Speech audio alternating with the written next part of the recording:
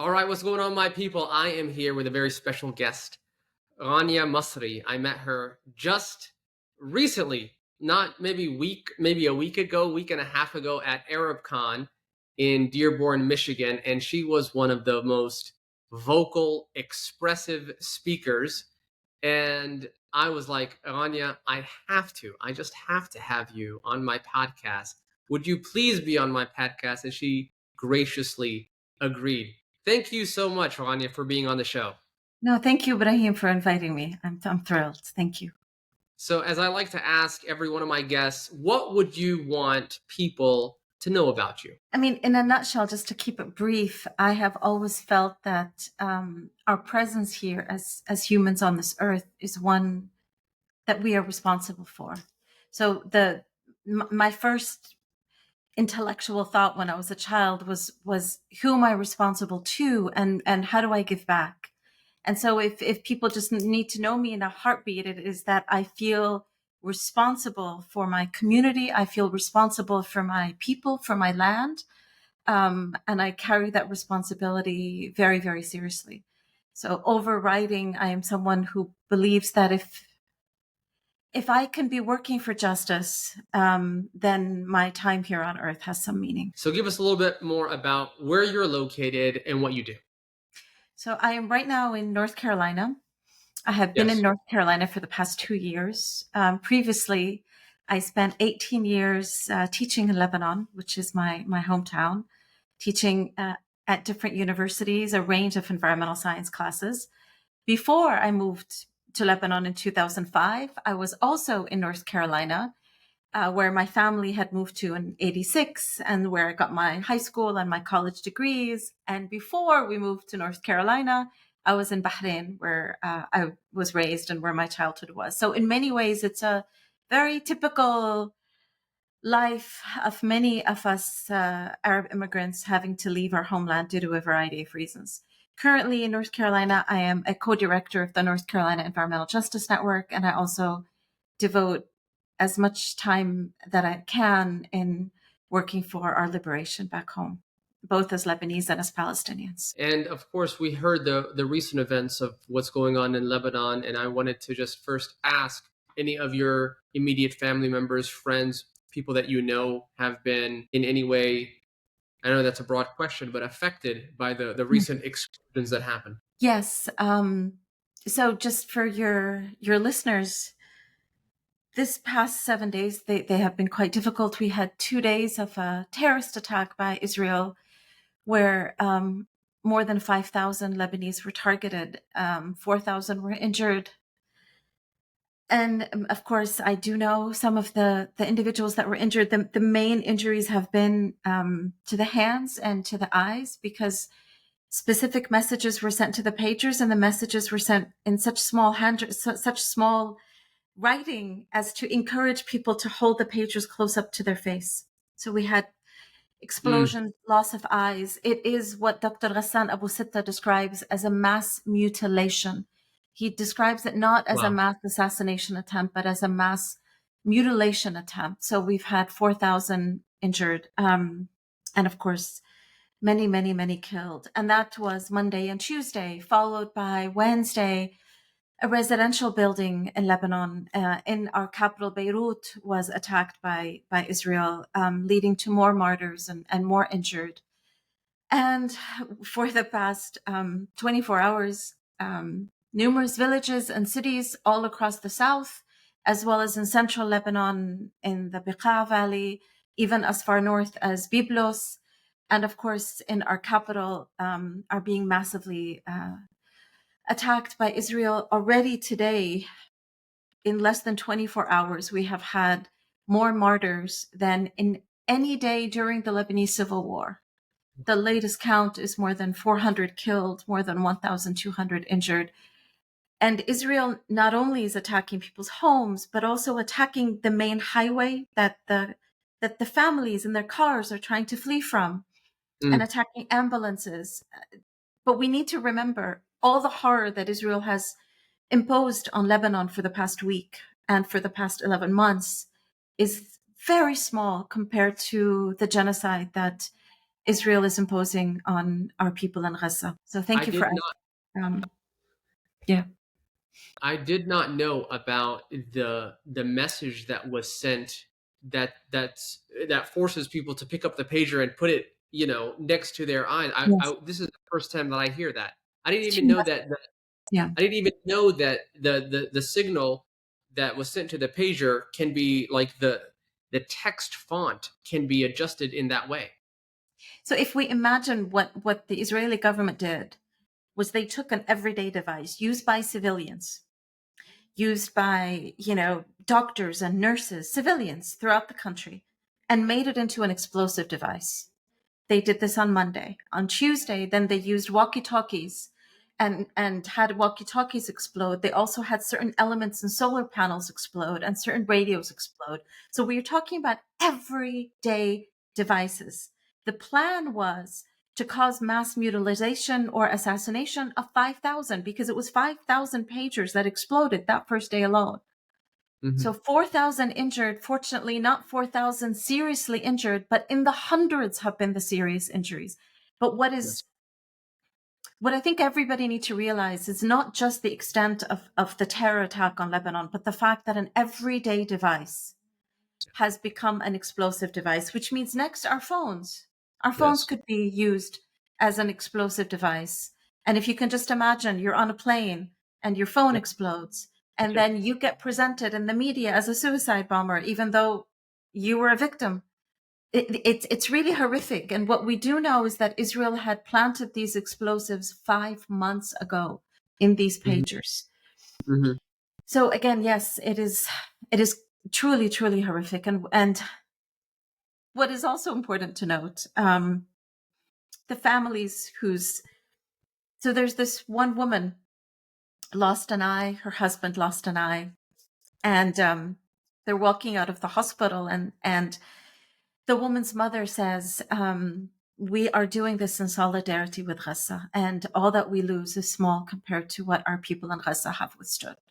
So although it is part of the Israeli military objectives is to divide the Lebanese from the Palestinians, to divide that front from the front in Palestine, they have failed Yeah. completely. And now we see Lebanon more united than ever, united, against the common enemy, which is the Israel settler colonial state, funded and supported and green lighted by the Biden-Harris administration and by too many of the US mainstream media that presented this terror attack. New York Times referred to it as a coordinated attack, like a beautiful coordinated attack. And you go, it is textbook terrorism, textbook Yes. terrorism. Yeah, recently the most apt phrase that was used to describe this incident was it was the use of a weapon of mass destruction. Yes.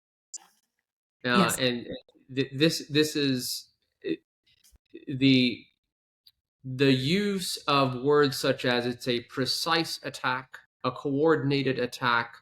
It just flips everything on its head.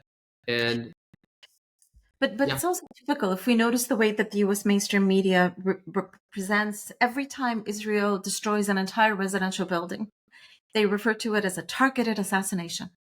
A right. targeted assassination. So we find that the U.S. media is bending over backwards to justify and normalize Israeli crimes, bending over backwards. Even the use of language. Yes. Palestinians are never killed. Lebanese Yeah. are never killed. Somehow we die or we're lost. Yes. Lost. There's, like by divine intervention, nobody knows where we are.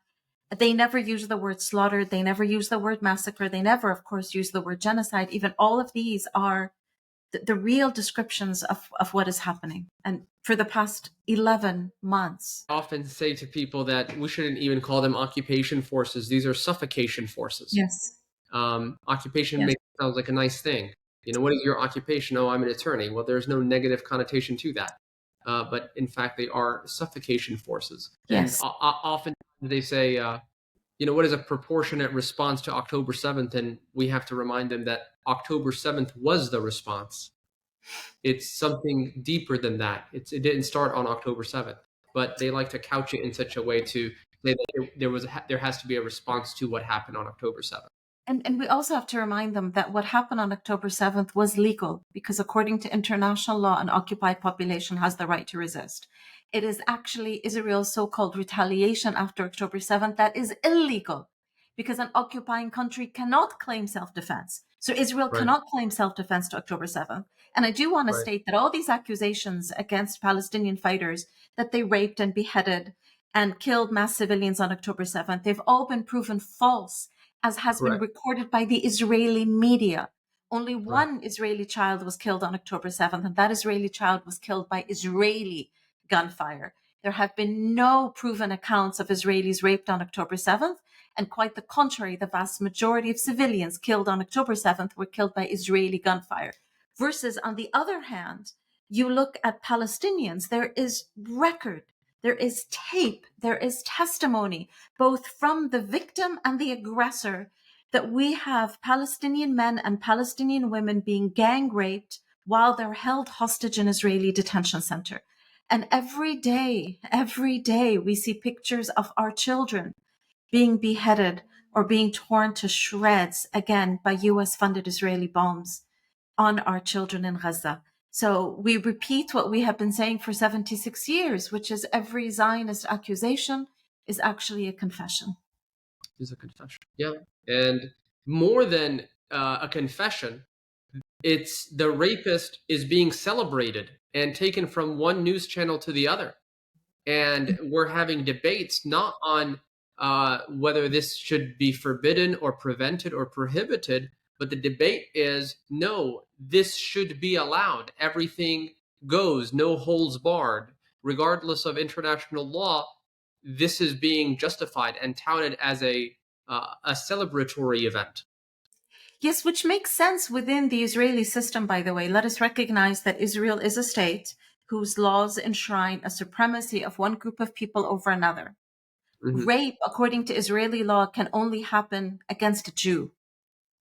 Wow. But it's not rape if a Jew commits it against a non-Jew. It's only rape if it is committed against a Jew. And that's just one simple example of the myriad of discriminatory and apartheid laws that are enshrined within both the Israeli constitution as well as Israeli national laws. So of course it would make sense within that fabric that you would have the Israeli Knesset debating whether it is justified to rape a Palestinian. And they decided that yes, it is justified to rape a Palestinian. I wanted to go back to a point that you had made about, these lies have been exposed, that these rapes did not happen, the beheadings did not happen. Yet we see one of our presidential candidates still Yeah. saying, still talking about mass rapes, and that is um, Vice President Harris. And Yes. so I don't understand. Maybe you can provide some clarity on this. It's been exposed, it's been proven that it is totally false, and yet it's being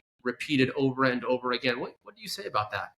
And what's interesting in that debate between Kamala Harris and Donald Trump that was hosted on CNN, CNN claimed to be fact checking. Right, They never checked her statements. They were right, coming at Donald Trump and saying, hey, this is a lie and this is a misrepresentation. But the largest lie was that lie that Kamala Harris propagated, that yeah, accusation of rape, that accusation of child killing that she propagated, and that was left to stand by the CNN alleged fact checkers. And that is yeah, because those CNN investigators, those CNN reporters themselves repeat those lies. So we would need to investigate who's the main funder for Kamala Harris, who's supporting her campaign, who does she actually represent? Just as we ask ourselves, who are the main funders behind CNN and Fox News and MSNBC and the New York Times and Washington Post? And we find that they all come from the same family. They're all funded mm, both by the weapons industrial complex as well as by those who are vehement supporters of the settler state of Israel. So yes, Kamala Harris lied, and Kamala Harris has been lying quite forcefully for the past 11 months at least. We can even get into her larger, career as a politician back from when she was a prosecutor in California. But it is shameful and it is criminal to be making those lies because it normalizes and justifies the genocide. and it's such an insidious lie because it follows this trend that we had of the Me Too movement. right? Mhm. And that anyone that talks about, uh, you know, a person not believing the victim, right? They are shamed, they are humiliated, right? And so it's more insidious than just saying, Yeah. Israel committed atrocities, right? Or Hamas committed atrocities, or it's anyone who dares to say, hold on a second, let's check out the facts, let's analyze this, let's hear Mhm, mhm. what the parties have to say. I was one of those people who said, wait a second, that's we don't have any evidence of this. And I was shamed, I was humiliated for saying, wait a second, we should really try to verify if these accounts are credible. Well, it, the New York it Times bothers. published, yeah, yeah. The New York Times published this alleged investigation on the rapes on October 7th by somebody who is known to be a liar, not an investigative reporter at the New York Times. And if you really look into that article, you will find that even this woman who wrote that article, the New York Times, could not find one Israeli woman to go on record and say I was raped. Not one. So it was all these allegations upon allegations upon allegations to push this narrative. And this Yes. narrative succeeds in doing two things. It builds people's emotional anger. And at the same time, it continues to represent our men as these vicious monsters, both of which are false. And if you listen to the women themselves who were held hostage by Palestinians and released, they speak about how well they were taken care of. Right. So yes, going back to this, we find that the mainstream media, the New York Times, Washington Post, CNN, MSNBC, Fox, there's no difference between them. All of them continue to push this lie and present Israel as though Israel were the victim here and Palestinians were the aggressors and the occupiers. And this is a lie that is being propagated and maintained by Vice President Kamala Harris, and one that she is using to present herself in a kind way. Even she has the audacity to say this phrase. She said, and I'm quoting here, too many Palestinians have been killed. Too many. Yeah. Is there a particular number that is acceptable for her? And after Yeah. a while, it's just too many. How Yeah. many? How many Palestinians is it acceptable to have killed? And Right. second, how can she even say that in the passive tense when she herself, her administration, themselves are the ones who are funding Israel and sending them the weapons to do this killing? So it's not as if Palestinians are being killed by hurricanes or by a mass flood or by locust. Yeah. They're being killed by the weapons that she herself is agreeing to send. And I'm saying her because prior to the DNC convention, prior to the Democratic National Convention, some were arguing, Kamala Harris is just a vice president. She doesn't have a say. We know from the TV series, The Veep, how little vice presidents have a say. But if you Right. look at the DNC platform, Mhm. they deliberately wrote the Biden Harris administration. They deliberately elevated her role to make sure that she takes responsibility, or in their perspective, credit for Biden's foreign policy. So if she Mhm. wants to take credit for that foreign policy, then we hold her responsible. And even if we're going to go, okay, she still was, completely incompetent or impotent as a vice president, she was asked up front months ago. She was asked, would you do anything different? And she said no, that she completely supports Biden's policies on Israel. Well, here we are. Here we are with a contender claiming to be a Democrat, normalizing and justifying and wanting to propagate genocide, the intentional extermination of a people. So you use the words claims to be a Democrat. Yes. What in your view is a Democrat? Not in my view. When the views of the Democrats, if you ask the Democratic Party, they claim to believe in equality. They claim to be pro-immigration. They claim to be pro-workers and pro-labor. They claim to be pro-schools, pro-families. They present themselves as the good guys. Yes. Okay. Mhm. But today, if Richard Nixon were to run, he could not even run as a Democrat. He would not even be able to run as a Republican. Ronald Reagan would be to the right of the Democrats. Ronald Reagan would be to the right of the Democratic Party. And I'm not saying this out of rhetoric. I was asked recently by, some of these liberal groups that vote blue no matter who, and they have the audacity to call me and to ask for my support for Kamala Harris. And I upfront ask them, okay, tell me one good policy. Tell me one policy that you like from Kamala Harris. And they turn around and they tell me she's not Donald Trump. And I said, that's not my question. Tell me Yeah. one policy. And they can't name one policy. So the reason I say that Kamala Harris is allegedly a Democrat is she is to the right of Donald Trump with regards to her anti-immigration. She is tremendously pro-funding the cops. She is pro-prosecutor and not pro-defense. All of these are typically Democratic values. Hmm. She is very happy and gleeful that her economic plan is endorsed by Goldman Sachs. She's gleeful that her economic plan is endorsed by Wall Street. That sounds like a Republican lingo. That doesn't sound like a Democrat lingo. Hmm. She wants to have the US, in her own words, have the most lethal military force. Again, pro-military strikes me as being more for Republican value than a Democrat value, because she's not talking about soldiers. She's not talking about communities. She's talking the most lethal military force. So on immigration, on economics, on the military, she's quite right-wing. And as if that's not enough, she's then proud that she's been endorsed by 200 Republicans. She's proud that she was endorsed by the war criminal Dick Cheney. She's gleeful about that, which stuns me. Hold on a second. If I'm running for one party, Yeah. why would I be happy that 200 people from another party, and not 200, any people, we're talking about leaders within the Republican Party, why would I be happy that they endorse me? Wouldn't this be a claim that I'm not really a Democrat? So when it comes to policy, where does she stand? Even torture. She has removed her opposition to torture on the platform. She's no longer opposing torture. So I would say all this, and then people turn around and they go, yes, but you've forgotten reproductive rights. Hmm. And I go, okay, when the Democrats were supermajority in the Congress, did they enshrine reproductive rights? Did they protect a woman's right to choose?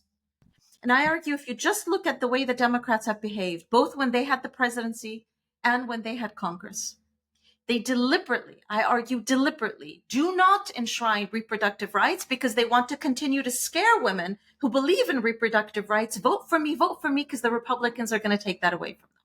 The moment they enshrine it, they won't have that boogie monster to scare women with, because on every other issue, Yeah. they are copy-paste Republican. And on immigration, I have to say, they are to the right of Donald Trump. And Donald Trump presents himself as the anti-immigrant president. But when you look at the policy, Biden is to the right of Donald Trump in terms of the policy on anti-immigration. And Kamala Harris wants to have more ICE agents. She wants more of a relationship between ICE and the police. And all of us who come from communities of color or who come from immigrant families know what that means when you have Yeah. ICE working with police departments. And we're not even talking about her record in California, how she was the representative of the carceral state, how she threw families in jail because their children weren't able to go to school, the horrendous policies that she passed when she was in California. I'm not even going that far. I'm just talking about her stated policies, what she has openly stated and what the Democratic platform has openly stated in their 2024 statements. So on what basis is she a Democrat? Where is the sunlight between the Democrats and the Republicans? So are you saying then that Donald Trump is not a threat? That we should look the other way? No, I am saying that if we consider genocide to be a red line, then we vote that way. If we consider genocide to be the ultimate crime, then we hold those criminals accountable.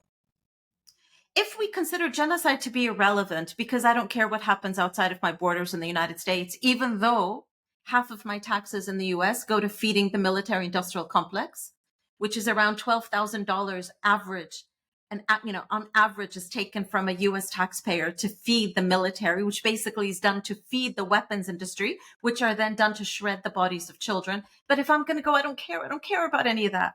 Then what do we care about? Because the other policies that Kamala Harris presents are Republican. Now, here's where I argue that she is the greater evil and not Trump. One, she is the one currently funding genocide. Mm-hmm. Currently. And this is big. Donald Trump Not may claim to want to support it, but he's right. not doing it now. So we have Yes. the intention versus the act. We have someone who says, I may kill you tomorrow, and somebody who's actively killing you today. There's a big Right. difference between the two. And then we have on numerous policies, they are at best equal, if not the Democrats being worse. So then what happens when you have a Democratic president who is enshrining Republican policies? You end up having the Democrats in Congress supporting those very policies. But if you have a Republican president pushing the very same policies, you end up with the Democrats opposing those policies.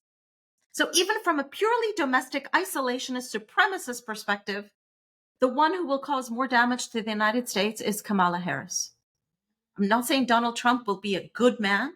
In no way am I saying that. But Kamala Harris is without doubt worse because she wraps up her rhetoric in joy and love, and which requires Hmm. people to then unpack and read it, versus Donald Trump just openly says, I'm going to stab you in the chest. It's easier to Yeah. organize, and Democrats will stand against him. But of course, let's go back and say, what does it mean if we refuse to hold a president or a vice president accountable to the crime of the century, which is genocide? Then we are ultimately telling the Democrats, you can do whatever you want. We will vote for you regardless. I can hear the Democrats saying, but we will foster resentment if we lose our coalition. We have these strong allies that we have, built a good rapport with for years and years and years. And rather than having to focus on three issues if the top of the ticket is Democrat, now we have to focus on 8 issues if that's the case. What do you say to that? The fragmentation of the coalition if a Republican is president. I say, are people more in love with the coalition or in love with the issues themselves? One goes into a coalition because they believe in the principles of that coalition, right? So when the coalition is no longer true to the principles, who do I hold on to, the coalition or the principles? Hmm. If I am in an abusive relationship, if I am in a relationship with someone who promised me love and kindness and trust, and then ends up abusing me, and when I tell that partner, I'm going to leave you, and that partner comes around and says, if you leave me, I will cause you more harm, and then I'm asked to stay. This is exactly that relationship with the Democrats. Every 4 years, the Democrats come around and tell us, oh, we are the lesser evil. You got to vote for the lesser evil. All the while, trace them over the decades, the Democrats have moved to the right, to the right, to the right, to the right, and they continue to scare us for somebody else who could be worse, instead of coming to us and saying, hey, these are the principles that you believe in. These are the values that you believe in. We are going to work towards those values. Rather, we're not being told that at all. The reason we are being told to vote Democrat is out of fear of the Republicans, not out of adherence to any principles. So that is the definition of an abusive relationship. And if it will cause some bridges to be broken, well, I would argue that those bridges weren't there to begin with. And I'm finding that any Democrat, any real Democrat who votes for Kamala Harris is a victim of political illiteracy. I have more respect for Republicans who vote for Donald Trump and for the Republican Party, because at least they're voting for what they want. It's Hmm. clear what they want. But the Democrats, you claim to support workers, you claim to support immigrants, you claim to support you claim to support the environment. She's being presented as the environmental candidate. But she loves fracking, and she is thrilled that under her administration, this country had historic oil drillings. So on what level can we claim that she is environmental? So all those so-called environmental organizations or unions or those that work for racial equity who support Kamala Harris are at best politically illiterate. And I hope that they would wake up. I hope that they realize that these chains of the criminal duopoly are not chains that we have to carry. We have to break free of these chains for the betterment of this country, for the betterment of our families, at least for our honesty. But the removal of those chains isn't going to happen overnight, and it's not going to happen in this election cycle. So, what do you say to those that say, "Look, there is no mathematical chance that Jill Stein is going to win, and right now we just need to survive. That's what we need to do right now. Let's be clear: we need to survive, and a third party alternative is not viable." Why? Why is a third party alternative not viable? The third party that we're speaking about, Jill Stein and Butch Ware of the Green Party, everybody in the United States can vote for them. Every single individual who can vote for them. They do have the mathematical ability to win the presidency. Now, they're not getting the exposure Of course, because the mainstream media is cutting them out. There's no question. But if they were to get that exposure, there'd be no reason why they can't win. So this aspect that I can't vote third party because there's not enough people voting third party, and therefore the third party can't win, is a logic that just doesn't make sense. And the idea that in a democracy we should only vote for the candidate who wins, that's not a democracy. That I don't understand. What are we doing? Yeah. So yes, we do have the ability to vote third party. Now, if you're going to come back and say, okay, well, realistically speaking, Jill Stein and Butch Ware are not going to become president and vice president, I'd agree with you. Realistically, the chances are quite slim. But what would we be doing when we vote third party? We would be doing several things. One, we'd be telling the Democrats and the Republicans that we say no to both of you, that we say yes to an alternative, and you better take us seriously. Because currently the Democrats are pandering for Republican votes, by the way, and the Republicans are comfortable with the votes that they have. We'll be sending a clear message to both of them. And we would be building an alternative. And it takes time. But imagine had we done this decades ago. Had we really seriously voted third party decades ago, where would we be now? So this idea of I can only think in the short term keeps us chained between two parties that are moving so far to the right that when it comes to policies, I really can't tell the difference between them. I would argue they're both fascist. Ralph Nader said about them back in the 80s and 90s, he said the only difference between the Democrats and the Republicans is the speed at which they fall to their knees in front of corporations. I would argue that now you can't even tell that speed. And let me be very careful. I am referring here to the presidency and to Congress. I am not referring to Democrats and Republicans in the general assemblies and the state legislature, where there is more of a difference between Democrats and Republicans. I am referring to Congress and the presidency, where quite unfortunately, that difference between them in terms of policy has gotten to be so small that I don't even think we can measure the speed at which they fall to their knees in front of corporations. And I encourage folks, again, set aside the rhetoric. Set aside how one party likes to talk about love and joy and another party likes to talk about hate and fear, and look at the policies that they pass and look at who is funding them. They are both overwhelmingly funded by the weapons military industrial complex and by AIPAC. So going back, yes, we vote third party because we want to hold the criminals accountable. Yes, we vote third party because we want to build that alternative. And yes, we vote third party because we refuse to vote out of fear. Now, you may come back and say, but this remains a privilege for folks to vote third party. And I argue that is if there is a policy difference between the Democrats and the Republicans. But there really isn't one. When you have the Democrats openly adopting an economic plan by Wall Street, then how are we going to be surviving more under a Democratic president than we would under a Republican president? How? On what basis? So for our survival, let us have clarity instead of cheap rhetoric. And for our survival, let us have the courage to break free from the criminal duopoly and start building an alternative. And for those who still go, but we can't because they're so strong, we can't because they're so strong, let us just remind them that the ancestors of this country in the United States did break free from slavery. And those were literal chains. And they had the power to break free from slavery. And you're telling us now that we don't have the power to break free when the chains aren't even literal? So yes, we do. We just have to believe that we do. And it took 400 years, not 4. Yes, but they did. Now, They did. arguably, we still have slavery in the prison industrial complex, which is an added reason not to vote for someone who represents the carceral state, which is who Kamala Harris represents. So how much time do you think it will need? How many election cycles do we need to sacrifice before we see a true viable? And when I say viable, I don't necessarily mean that it's an alternative. I mean a third party winning the presidency. Well, one, I don't think that we're sacrificing these election cycles. Again, for me, you give me a choice between Kamala Harris and Donald Trump. If I'm forced to choose between them, I will choose Donald Trump. For the reasons that I outlined previously, a Republican president has more opposition from Congress than a Democratic president, particularly when they support the same policies. So I'm not asking people to sacrifice. I'm asking people to recognize that voting between one criminal and another criminal is not the way forward. Right. Now, how many election cycles it will take depends on how many of us have the courage to think beyond the red and the blue.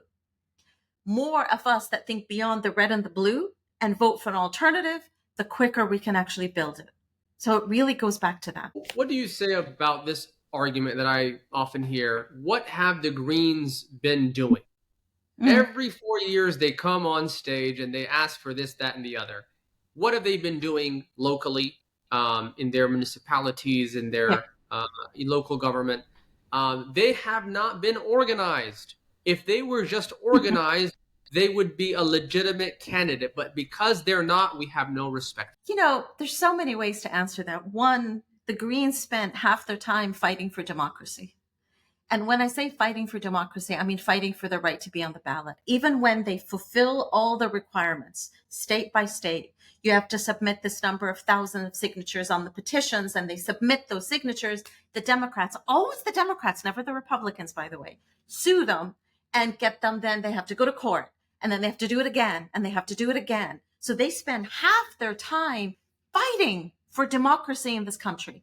They spend the other half of the time really organizing. They organize in local elections. They organize in city council. And many of them are actual activists that walk beside us in protest, that walk beside us in our labor unions.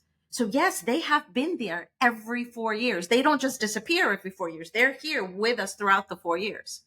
Versus what have the Democrats done? Every 4 years, they just show up and scare us. Every 4 years, they just show up and scare us, scaring us with the Republicans. That's the only reason we're supposed to vote Democrat, because they're kinder than the Republicans, which reminds me of the statement from Malcolm X. If you put a knife 7 inches in my back and remove it 4 inches and expect me to thank you when it's still 3 inches in my back, you're quite mistaken. And I find that is what the Democrats are doing. They remove the knife just a little bit because they put kindness and words of equality, but the knife is still in my back. So what have the Democrats done for you? What have they done for you? I remember that it was a Democratic president in this country that got NAFTA passed. It was a Democratic president in this country that was called the deportation president. He wasn't Donald Trump. He was Barack Obama. Barack Obama was also the president who every day of his 8 years was killing someone overseas. Mass expansion of drones and assassinations was under Barack Obama.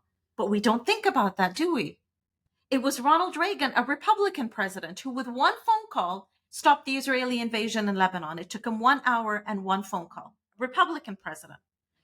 So what have the Democrats done? What have the Democrats done when they were the supermajority? What have they done?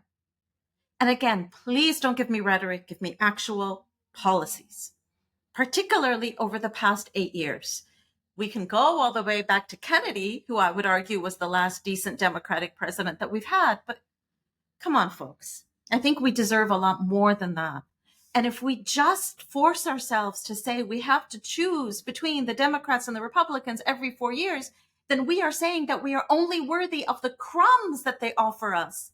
And we try to find this small difference. Yes, there is a difference between the Democrats and the Republicans when it comes to LGBTQ rights.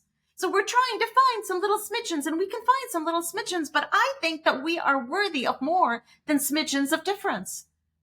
I think we are worthy of much more than that. And I think that we have to be responsible to what our military does. We have to be responsible to our military. And if our military and the military industrial complex is supporting a genocide and we do not hold them accountable, then it is the equivalence of the Germans voting again for Adolf Hitler and saying, yes, he commits this Holocaust, but he passed wonderful national environmental regulations in Germany. So we got to look beyond the Holocaust. One liberal group actually had the audacity to call genocide the elephant in the room. The elephant in the room. Genocide is the largest crime, and nobody can deny it. And we're supposed to forgive Kamala Harris that genocide? So no, we hold them accountable. And for me, it's not a sacrifice. I will gladly go to the polls from the swing state of North Carolina and vote for Jill Stein. And I desperately hope that my state does not vote for Kamala Harris. And I desperately hope that the state of Michigan does not vote for Kamala Harris, and that the state of Georgia does not vote for Kamala Harris, and that the swing states actually swing for justice. by holding the criminal accountable. Thank you so much, Rania. I knew this was going to be an expressive and passionate podcast. Thank you so much for your time. That was 40 minutes. It passed like that. Wallahi, it did. Alhamdulillah. Thank you so much. Very Uh, welcome. um, I love your energy. I love your passion. And for those of us, myself included, who have had family members crushed beneath the rubble in Gaza, I cannot think of myself standing in front of our Lord on Judgment Day with my book, inshallah, in my right hand saying that I voted for a genocide enabler. What would be my excuse? Who will there, no one will be there to shield me from that type of uh, inquiry into that decision. So I'm on the same page with you. I appreciate you and I love all that you do. Thank you Thank you so so much, much. Naeem. Thank you so much.